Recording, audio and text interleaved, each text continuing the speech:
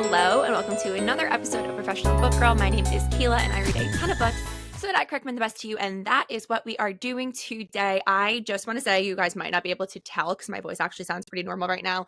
I'm coming down with a cold, which is really not great because I leave at 5 a.m. for a bachelorette trip. So I feel like I might get a little out of breath on this episode.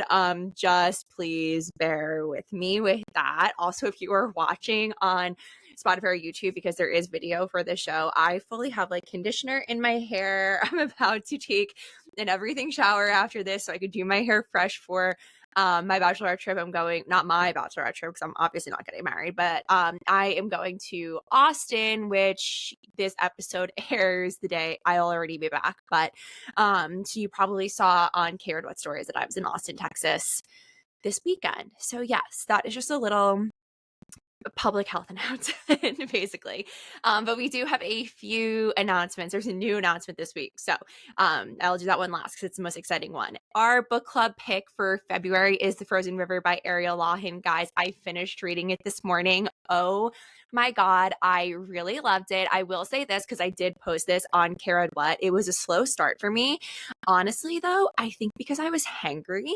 when I started reading it. If you live with other people, like I have two roommates, and my one roommate got in the kitchen when I right when I was planning on doing it in 5 minutes, so then my meal time got pushed back by an hour, and I was like, okay, well, I'll read while I'm waiting.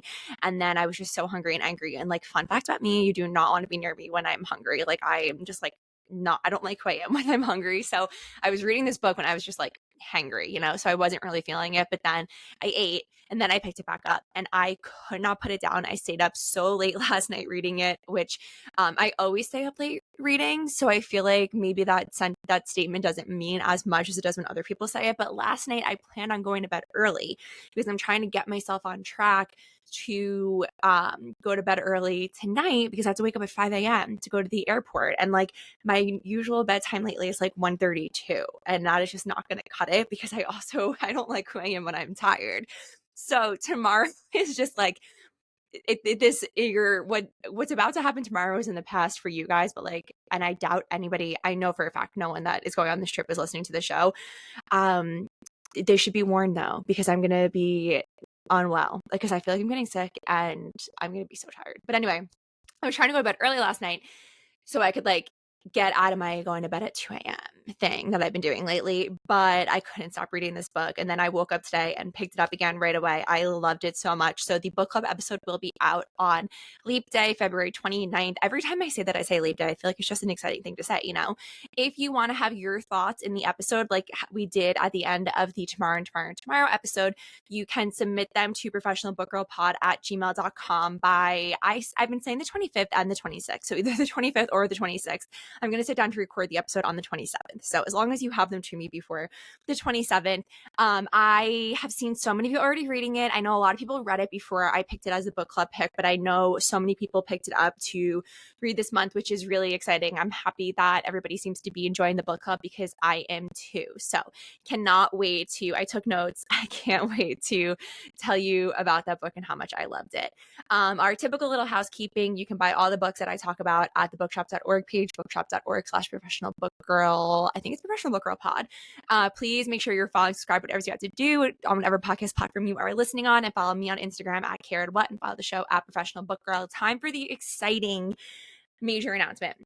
You may have seen this teased on my Instagram, but there is select limited edition Professional Book Girl merch out in the world right now. I basically had bookmarks and stickers made as a little bit of like a PR marketing play because I was going to these book events and I wanted to hand something out to promote the show. And they're a little bit like a business card. Like the back of it says a bookish podcast by Care What. So these are those bookmarks specifically are limited edition, friends and family. That exact design will not be for sale ever, will not be put out in the world again. I had 100 of them printed, and it's like a limited run. And then I also had stickers made just kind of for fun.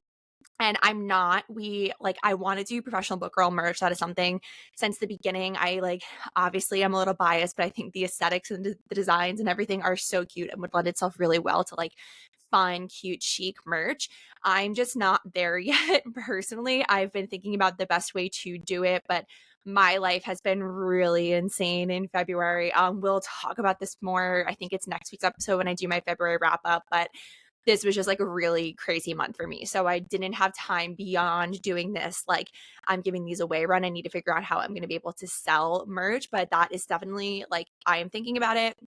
Get excited. But that being said, there are bookmarks and stickers that I want to give out to you guys. Like, I sent them out to bookish friends who have supported me from the very beginning, from back when I was on another show. Obviously, I've been giving them out to my friends and family, but I want you guys to get them as well. I'm giving them away for free. But basically, what you have to do tomorrow on the Professional Book Girl Instagram, so that is Tuesday, I will be posting a story listing all of this out. But until supplies run out, you can get a free bookmark and sticker by leaving a rating and review on wherever you listen to podcasts, and then just screenshot it and DM it to me you can DM it at Professional Book Girl or at Kayla, like wherever your heart desires. And then I will, when I see that, I will just ask you for your name and address, and then I will mail them out to you. So it's like, if you want one, you can get one, but I'm doing it as like a little bit of like a marketing play. So like, you leave me a little review to help me and help the show out, and I will give you this free bookmark and sticker. They're so cute. I really love them. I'm so happy with how they turned out. And I love when I pass them out, everyone's like, oh my God, they're so cute. So I have a sticker of it right now on my Kindle. It's just like very exciting. And it's making the show feel so real. So keep an eye out for that tomorrow so you can get your own bookmark and sticker, and merch will come eventually, hopefully in the next like month or so, but I don't want to say something and then not to happen. My life is also just gearing up to still be crazy. So I need to dedicate time to it. I told you I was going to get out of breath. I got so hyped up about the bookmarks, I got out of breath. But this week's episode is a listener's choice. It is our monthly listener's choice episode, and we are doing something really fun and different for this episode. So if you saw the Instagram post before you came here, there was 5 books on there, and you're probably like, what's going on? For this episode, we will be doing If You Liked This Book, You Should Read This Book. And this was requested by Layla on Instagram. And I thought this was such a great idea. I love doing these posts on my Bookstagram, What. I know it's something that like family members tell me that they enjoy when I post them. It's requested a lot. So that is what the full episode will be. But before we get into that, we're going to do a little bookish Q&A that I found on Pinterest, because I get in my head a little bit about like, oh, well, I've already talked about these things on the internet because I've been existing on the internet like my whole life. But like with my Instagram and then with my old podcast, Books in the City, I'm like, there's so much content of me like talking about these things out there that I don't want to ever be repetitive. But it's been a while. This is my own show, so I could do whatever I want, really. And I'm assuming / hoping like there's new friends here listening. So I'm going to do a little bookish Q&A. There's 25 questions here. I'm probably not going to do all 25, but I thought this would be fun rather than a lot of the times this opening segment is like not really bookish. So I thought this would just be fun to talk about, I guess. So that's what we're going to do. So the first one is, what are you currently reading? I'm not currently reading anything. I just finished The Frozen River this morning, but my next book is The White Album by Joan Didion. Last book I just said is The Frozen River. All-time favorite book or series? By the way, I didn't read all these questions before I started this, so this is right off the top of my head. Series are probably all the ones that I'm rereading right now. So Private, I am going to do The Click, all the Sarah J. Maas series. I feel like ACOTAR is probably just my favorite book series, though. It's interesting. A book or series I DNF'd. So I told you guys my goal for this year is to DNF more, but I did just DNF a series, which I think sometimes I will read the first book in the series and not continue, but I just read Serpents in the Wings of Night, and I am DNFing that series. I think there's 2 or 3 out right now. They're on Kindle Unlimited, but it didn't do it for me. I was so excited about it because it was vampires, but I didn't realize it was like vampire Hunger Games, and I'm not a Hunger Games girly. I really had no desire to read about a tournament, so it just did not do it for me. So I read the first book, but I'm DNFing that series. Next is a fictional place I'd like to visit, obviously, Valeris. 7 is an OTP that I love, and I'm going to say BJ and Magnolia. It's very top of mind after reading Magnolia Parks in the Dark. They're so fucking toxic, so like insane. But I feel like in that whole series, like the Daisy books are my favorite, and I love Daisy and Christian, but I think Magnolia and BJ are my OTP of that series. Boyfriend, I'm gonna say Cassian from Avatar. Disappointing read. Probably. I'm looking at what I've read recently. I'm gonna go with Serpents in the Wings at Night because I was really excited to pick that up. I was like vampires. I was so ready for it. I was excited it was a series, but it just didn't do it for me. Trope I love. My favorite trope is fake dating. I also really love when it's like a security guard and he falls in love with like his charge, I guess. But fake dating is my favorite trope. A trope I can't stand is I hate miscommunication and I hate when one of them loses their memory. My favorite main character. Oh my God. I'm gonna say Daisy Jones, and hint for in 5 minutes. That's very top of mind because of that. A fictional character that reminds me of myself, Nina Hill from The Bookish Life of Nina Hill, which came out like 5 or 6 years ago. I just remember reading that and feeling so seen. It was almost scary. A highly anticipated book or series release. I'm really excited for the new Fallon Ballard book, Right on Cue. I love her romance books. It comes out maybe it's already out by the time we're listening to this episode, but I have like a bookstore day planned next week and I'm planning on picking it up that day. A novel on my TBR, I mean like 5 million trillion, but after my next read, which is the White Album, I'm going to be reading, I don't know the name of it, but it's the first book in Alison Ware's series about Henry VIII's wife. So it's the Catherine of Aragon book. I have been wanting to pick up that series for a while, and I've been like over the last like few months I've been kind of dabbling with her books, but my TikTok algorithm has just been feeding me Tudor content lately, and I was like, oh, I want to read this, and then this is probably so embarrassing to admit, but I was like, oh my God, wait, like I should see if the library has it instead of buying it, and they did. So I got it on my Kindle with my Libby app, and I'm planning on reading it on the plane for my bachelorette trip this weekend. My favorite comfort read / character, I feel like I don't have one because I don't super reread, but I will say after rereading A Court of Silver Flames, that just like it kind of was a comfort. Like following Nesta on her journey really helped me. So I guess Nesta and Cassian and A Court of Silver Flames. My favorite side character so far, Azriel has just been a side character. So I guess I will say him. Favorite book to movie adaptation. So I actually don't always watch adaptations, but the book is always better, except I did not love Little Women, but I loved the Greta Gerwig Little Women so much. And also like the Pride and Prejudice book was like, I don't like classics. So for me, like obviously I was gonna like Pride and Prejudice 2005 better than the book. My favorite reading spot, either on the beach next to the Christmas tree or in my pink chair in my bedroom. Latest book haul, I just got The Phoenix Crown by Kate Quinn and another author that I can't remember the name off the top of my head. And I think it's called The Making of a King. It's a new biography on King Charles. It's following like the first year of his reign from right when the queen died to like now, I guess. Longest book read, I think, is Kingdom of Ash by Sarah J. Maas. Shortest, probably like a children's book, right? And my bookish goals for this year, we've talked about this, but I want to read you 102 books. I want to DNF more. Yeah, that's it. Was that fun? I don't know. I feel so out of it. Honestly, I'm on like so many cold meds. I'm so stressed. I have so much to do, but I am happy to be here. I really like days when I'm recording. It's my favorite part of the day. So let's get into books. So like I said, this is a different episode than what I usually do. So what I'm going to do, I have like 5 pairings. So you're going to hear me talk about 10 books.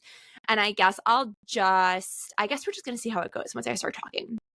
So the first pairing is, if you like Daisy Jones and the Six by Taylor Jenkins Reid, you should read Songs in Ursa Major by Emma Brodie. I always recommend this, like every other time I do, and if you like this, you should read this video.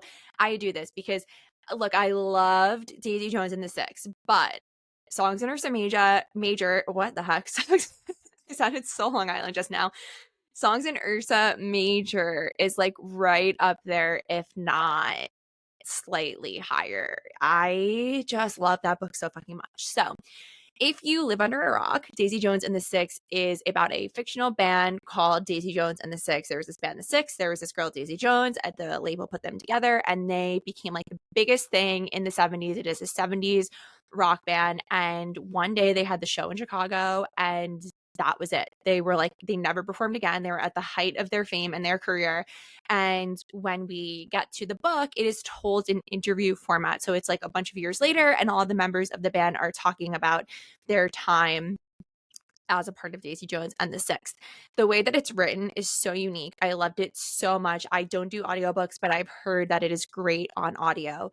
Obviously, or I'm saying obviously because it's obvious to me, but if you don't know, they made it into a show last year, which highly recommend afterwards, is so good. And they made the music from the book in the show, and you can download the Aurora album. It was one of my top albums of 2023. I still listen to it all the time. Like, the music is so good. I really like read the book, obviously, but also listen to the music. It is so good. And what I loved about Daisy Jones, people compare it to Fleetwood Mac a lot. And when the show came out, I had like friends in real life being like, is this the story of Fleetwood Mac? It's not, but it's easy to compare because obviously it's like messy with relationships, and you can draw comparisons with like the making of Aurora to the making of Rumors. I love like behind the scenes and music. I loved this because it's like, I love Almost Famous, and it has like Almost Famous vibes, the movie Almost Famous. Songs in Ursa Major though, oh my god. So Songs in Ursa Major, why do I keep doing that? Is based off of, this is another one where it's based off of a real story, I guess. This is based off of the real story of Joni Mitchell and James Taylor. And I didn't know that going into it. And like, I will admit it, I knew nothing about them before I read this. So you don't need to know their story going into this. But the main girl, I obviously don't remember her name because I read this a few years ago. And also, I obviously did not even look back at my old reviews. This is all off the top of my head for this whole episode, so buckle up. But she is a folk singer. Obviously, she's based off of Joni Mitchell, and she basically has this like summer romance, and like she lives in this vacation town with this kind of like rich guy, and he ends up becoming super famous, and so does she. And you follow their journey, and they're on the festival circuit, which was really fun. And it just like, the music part of it is so great, but it's also like their relationship. And I love the main character so much. I loved her family. It was very like girl power vibes going on in her household. I like, when that book came out, I saw it but didn't really think much of it. And then I put it off for a long time, and I kept seeing it at Target. And eventually I picked it up, and it was my last pool day of the year, I think in 2022. And I read it. I started it, and then I had to come back to the city that night, and I just read it the whole train ride home too. I could not put it down. Like, I basically read it in one sitting, except for me having to like drive to the train station and get on the train. I could not stop reading it. So if you like Daisy Jones, you need to read Songs in Ursa Major, because I finally said it correctly that time, but it's the same, it's not the same story, so it doesn't feel repetitive, but it is in the same time period, genre. And if you were imagining it being Fleetwood Mac and Joni Mitchell and James Taylor, it's existing in the same time, in the same world and universe. Oh my god, I love that book so much. Obviously, I love Daisy too, but I love Songs in Ursa Major by Emma Brodie. The next, if you like this, you should read this, is if you like Stone Cold Fox by Rachel Koller Croft, then you should read The Social Climber by Amanda Pellegrino. So if you've been listening to every episode of this show, you may remember Stone Cold Fox was my number 2 favorite of the year and of 2023. And honestly, I cheated a little bit because my number 1 favorite was a series. So if we're talking about standalone books, then Stone Cold Fox was my favorite book of last year. I loved this book. I will give you a brief rundown right now, but I talked about it at length in my top 5 books in 2023 episode. I highly recommend going back to listen to that. But Stone Cold Fox is about a girl named B who isn't a schemer. She is a very meticulous, and I can't think of the word I'm looking for, but she is a very calculated social climber. So she crafted her whole identity to nab this guy who will be her husband, he's from a very wealthy family. They have like an estate in Connecticut. She like kind of worms her way into working for the company and getting with him. But when he introduces her to his friends one night, she meets Gail, who is a childhood friend, and Gail has always been in love with B's fiance. And B is kind of like thinking in like a funny way, like, oh, she'll be like my next target because she like targets people to kind of like take down, I guess. But she kind of meets her match with Gail, and Gail starts investigating B because she obviously wants to get with the fiance.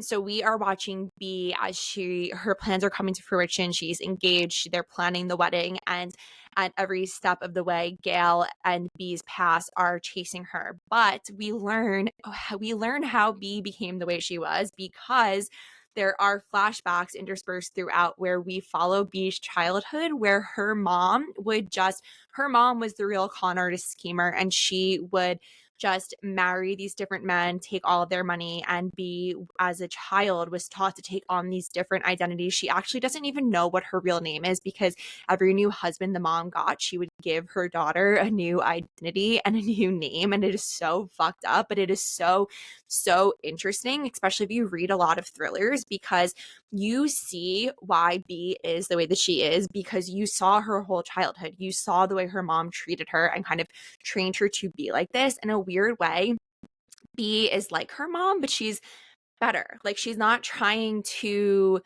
hurt her fiance or take from him. She just wants to achieve this level of safety in a marriage, and she doesn't know any other way to go about it really than by scheming her way into like to be with this rich and powerful man. So it is so interesting. It is so good. It's also if you like Gossip Girl, you have to read Stone Cold Fox. I'm rewatching Gossip Girl, so obviously I'm going to be comparing things to it because it's top of mind, but it takes place in New York, and B is like beautiful, and she's very like glam, and it's just so much fun. It's such a great ride. So the book that is like it though is The Social Climber, and I actually read the two of them very close together, but it didn't impact the reading I read Stone Cold Fox first, was obsessed with it, and then The Social Climber is similar but different enough that I wasn't like comparing it to Stone Cold Fox the whole time. So Stone Cold Fox is about a girl, Eliza, who, like B, is kind of scheming her way into marrying into this very wealthy family.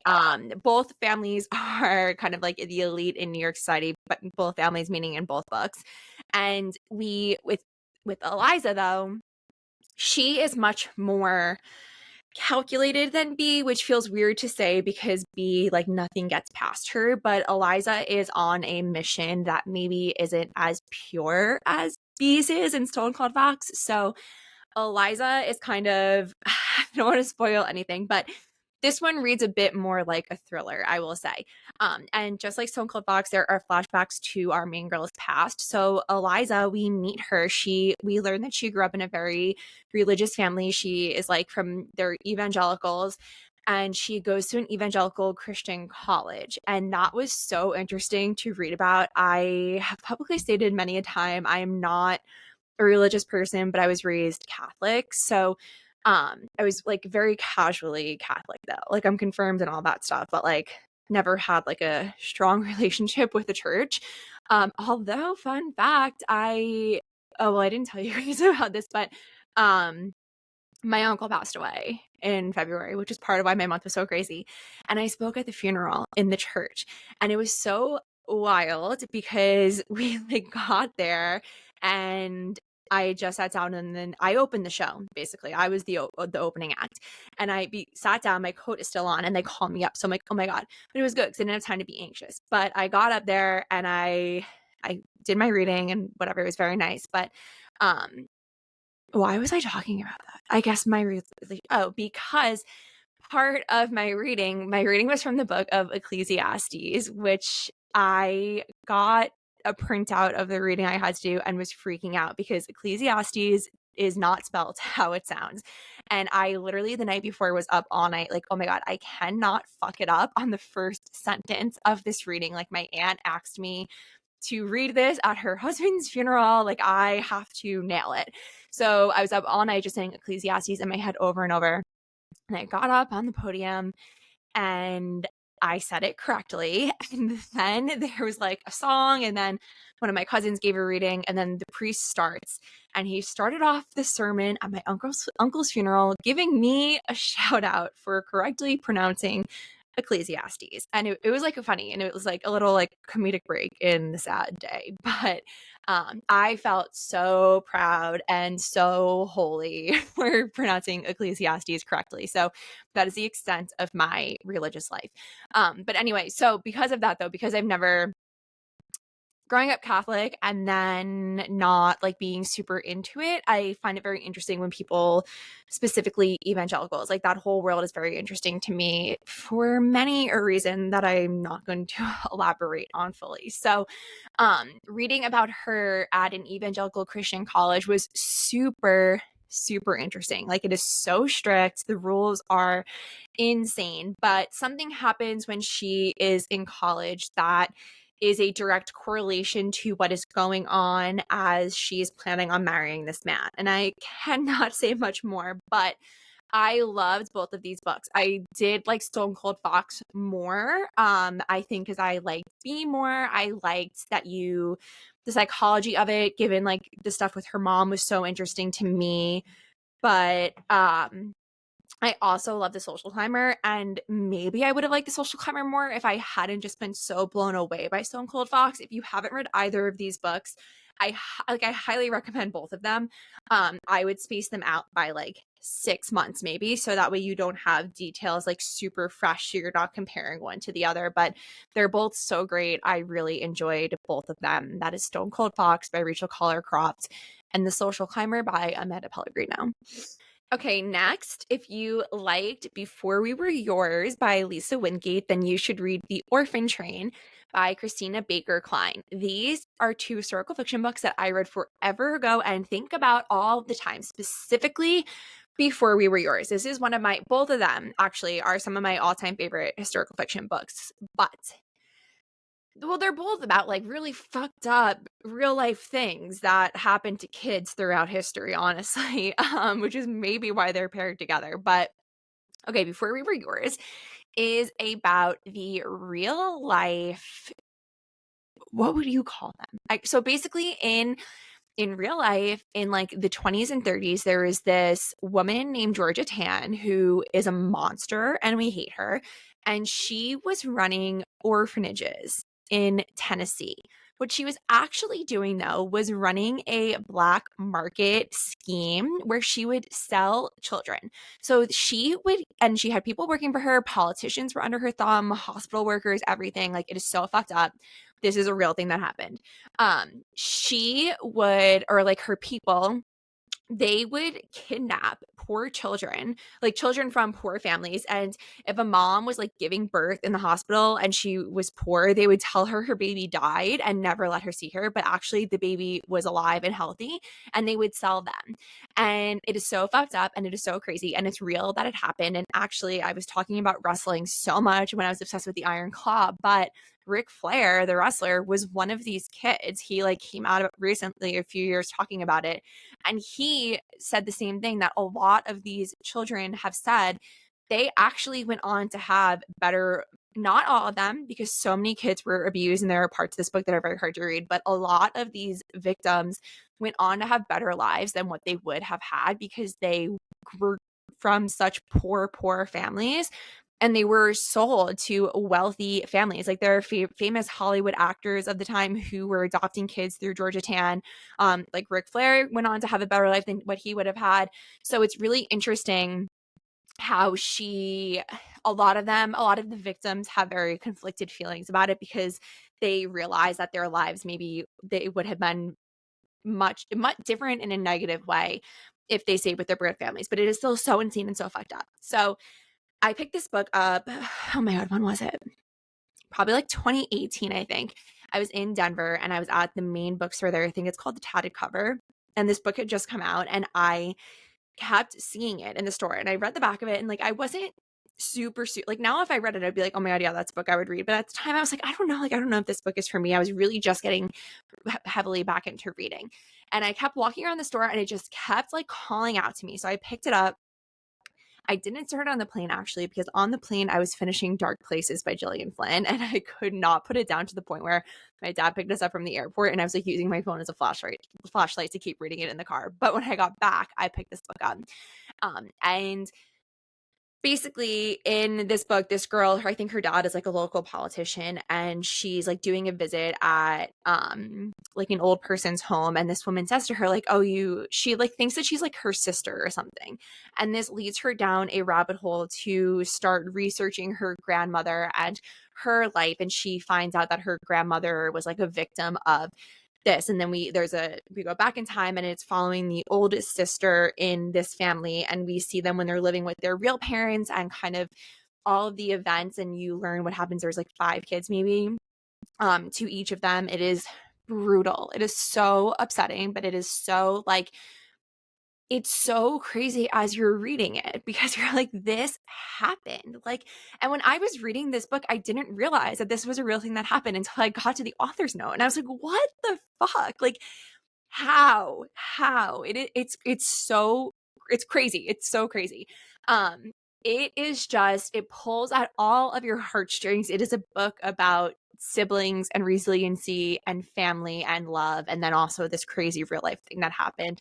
It is so good. Like, this will always be, I always recommend this book. Even if you're not into historical fiction, it is such a wild, wild story. Like, you have to read this book. And then the author afterwards, when I have a cold, I get so Long Island, I guess. Maybe because I just spent 10 days on Long Island. I'm talking like my mom now. But I love that she did this. She released a nonfiction book called Before and After, I think, because she interviewed so many victims of this crime to write this book, Before We Were Yours, and she released the interviews, and like, it's basically a nonfiction book detailing the real kids who went through this process. And it is so interesting because in the book they say the same thing. They said like, many of them say they had better lives than what they would have had if they stayed with their birth families, which is just so wild. So moving on to the second book in this one, though, another fucked up real life thing that happened, the Orphan Train. So I remember, and it's top of mind because I recently rewatched it, the Samantha movie, American Girl Samantha. So my first American Girl doll was Nellie, who is Samantha's best friend. And I basically say she was an Irish indentured servant, because that's basically what she was. And what happens is, like, their mom already died, and then the dad dies, and they get sent to an orphanage, and Samantha is in the city, like, trying to visit Nellie and save her. And Nellie's like, if they catch me, they'll send me on the orphan train. And it never flagged in my mind, like, I remember thinking, like, what is that? But I was never like, what is that? Like, to the point where I needed to research it. So then I read this book, also probably in 2018, because this was actually one of the first books I posted about on K Read What. But I was just rewatching the Samantha movie because it's a Christmas movie, and Nellie said it, and I was like, oh my god, Nellie would have been on the Orphan Train, because now I know what it's about. So the Orphan Train is this real life thing that happened where they would send orphans, this takes place in the early 1900s, on a train out west, and they would basically become like slaves to these families that would quote unquote adopt them, and they would be forced to do all of this physical labor. So this follows one girl. I obviously don't remember her name, but it's a dual timeline, and the girl in the modern timeline is kind of like, she's a little bit troubled, and she ends up helping to take care of an older woman, and then we learn her story. So she was sent on an orphan train, separated from her siblings, and we follow her as she is like, at one point she has to work on a farm, at another point she's working in, here comes another niche childhood reference, she's basically forced to work in like a mini sweatshop, and at one point she has to sew in the dark, or like she'll have to sew black on black, and there's this like straight to VHS Madeline cartoon that my grandma bought for me at Stop and Shop when I was little, and I watched it at her house, and I remember it so vividly because it scarred me forever, because Madeline ends up in a sweatshop and she's forced to sew black on black, and they're like, you'll go blind. And that happened to this girl. and it brought me back to Madeline. But eventually she is like adopted by like a nice family, and you just follow this whole journey as she is trying to come to terms with her family's lost to her. Some people from her past appear. It is just such like it's the same thing as Before We Were Yours. It is, how did this happen? Insane part of history that was not forgotten, but like has left the public consciousness. And then this beautiful story of family and love and the ties with family, like lost and close to you. And I just really like those two books hit me so hard. And like historical fiction books have hit me hard since then, but there are very few that have hit me in the way that these two did. So that is Before We Were Yours by Lisa Wingate and The Orphan Train by Christina Baker Kline. Speaking about fucked up things, these next two books are some of the darkest, twistiest, most fucked up books I've ever been. They are not for the faint of heart. I often say nothing is too dark for me, meaning that these two books horrified me, but I had no problem reading them. So if you liked The Last Housewife by Ashley Winstead, then you should read Pretty Girls by Karen Slaughter. I'm going to start with Pretty Girls. I probably should have said them in the reverse. I'm not going to repeat it because I don't feel like editing that out, but this was like my second or third Karen Slaughter, maybe. I kind of dabble with her. I go back and forth, I guess. Like when I'm reading one of her books, I enjoy it, but then it takes me a million years to pick another one up. But this one is often cited by people that it is too fucked up and dark for them, and I totally understand that. So in this book, the main girl, her sister back in like the 80s, I think, went missing and was never found. And she always believed that she didn't just run away. She thought that like there was something more to it. But now it's like 20 years later, and that woman is now a detective, and there's a missing girl, and she starts to think that it is similar to her sister's death. And then eventually they find the girl's body, and there is a brand on it, and meaning that the girl's body was branded when she was killed. And it sends her on this very dark, twisty journey. It is so hard to say anything without spoiling, but this is really, it's becomes one of these stories about, it's almost a little Epstein-ish, like, I guess that says it all. But it is so insane. I read this in the summer of 2020, and I couldn't put it down because it's one of those books that it's so wild and so like what the fuck that you just can't stop, and it is very disturbing. It is not for the faint of heart, but yeah, that's all I'll say about it. But it gets even crazier in The Last Housewife. This is straight up the craziest book that I've ever read by Ashley Winstead. When she told me what this book was going to be about, I was like, oh my God, like I am buckled up, strapped in, ready to go. So this book is about, we meet the main girl, and she is now a housewife in Texas, and she sees that someone from her past has started a podcast, and she kind of learns through that one of her college friends has like been killed. She was found killed at the college that they went to. So she now suddenly her whole life is blown wide open, and she goes back to the college, and she reconnects with the friend with the podcast, and they start investigating the friend's death. So as they are doing that, we learn that in college, this girl and her two best friends became involved in a sex cult. So this book was heavily inspired by Nexium. So just like, so you know what you're getting yourself into here. And it's told in dual timeline. So basically, as she is opening up on the podcast, she talks about her college experience. So we see them as they get involved. It ends up being, and this was also based on a true thing, I forgot what the school was called. I remember reading this article and being like, what the fuck? But they moved into like her and her two friends moved into a quad with this random girl, and she's like, oh, my dad wants to take us out to dinner, and he kind of becomes like this cult leader to them, and they move in with him, and they basically end up becoming like slaves to him, like sexual, and they're forced to like clean and all of this shit. And eventually, obviously, they got out of it, but now she's back in this town because one of the girls has turned up dead, and she starts looking into her death, which leads her to have to confront her past that she ran away from, and also opens up this greater can of worms. So she basically ends up infiltrating this sex cult, and it is insane. insane. When you open this book, there is a paragraph of content warnings. I don't remember them all off the top of my head, but I will never forget reading the word misogyny as a content warning because I had never seen that before. And for both of these books, I would say misogyny as a content warning. It is infuriating, but they're both like an important story to tell, but they're also both like fun, wild, crazy thrillers. But there is kind of this undercurrent of these are things that happen and it's so fucked up, and fuck the patriarchy keychain on the ground. But the last Housewife, I literally could not stop reading it to the point where like I just didn't get up. Like I basically gave myself a mini UTI because I just didn't pee for so long because I couldn't stop reading it. It is so wild, and the only book I have ever thought to compare it to is Pretty Girls because they both deal with the same misogyny, sexual torture, shall I say. Like I told you, it is so dark and fucked up, but they're both really good. I'm just gonna leave that there. The final para. If you liked The Secret Life of Aaron Burr by Susan Holloway Scott, which I covered at length on last week's episode, then you should read Yellowwife by Sadeqa Johnson.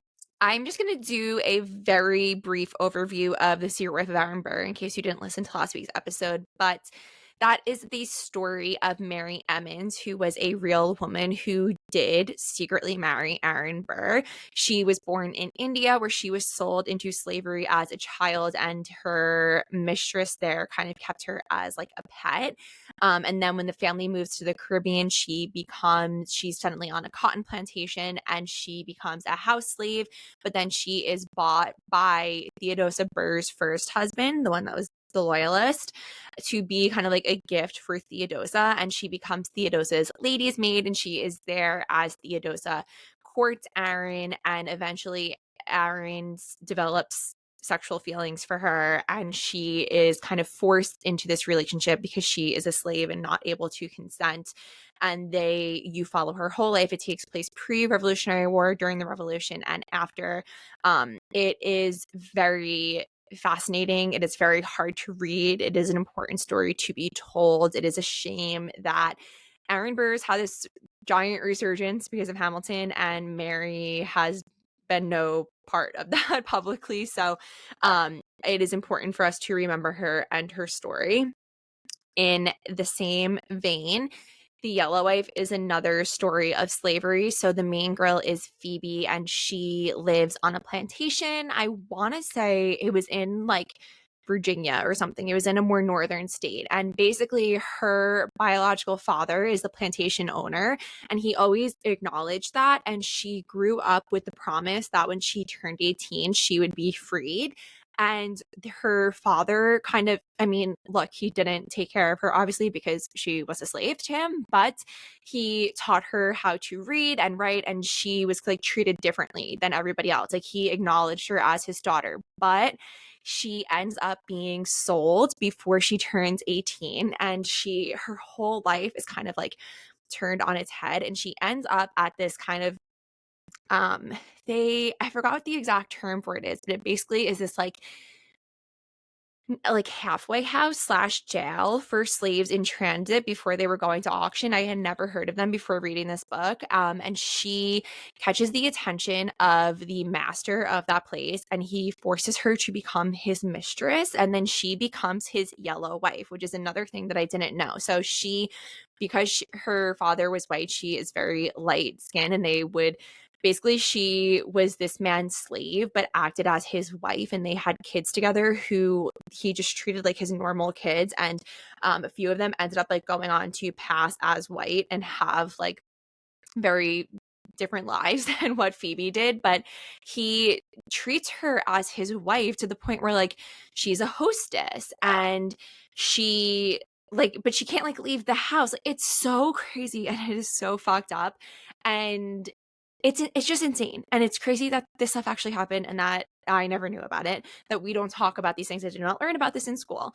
I started this book. I vividly remember it was a Friday night. I started it after work and I did not stop until I finished it. I could not stop. It isn't that long, but this story, and you just fall for Phoebe, and she does everything she can to protect her children, and people that she knows end up passing through because this like halfway house / jail that she lives in, because even though she is like basically married to the guy who runs it, like the overseer, they stay there, like they live there, and she's always in fear of him even though he treats her as his wife. Like, it's so crazy. It's like, it is so insane, and I highly recommend reading it. You will learn so much. I feel like I was like pissed that I never knew anything about that beforehand, but that is part of why I love historical fiction so much. It just teaches me parts of history that I never would have learned before.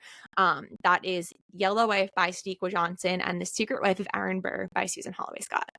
That is our show. Thank you so much for listening. Please read the February book club pick, The Frozen River by Ariel Lawhon. You have until the 26th to submit your thoughts. The episode will be out on the 29th. Keep an eye out for the bookmark and sticker giveaway on my Instagram feed this week.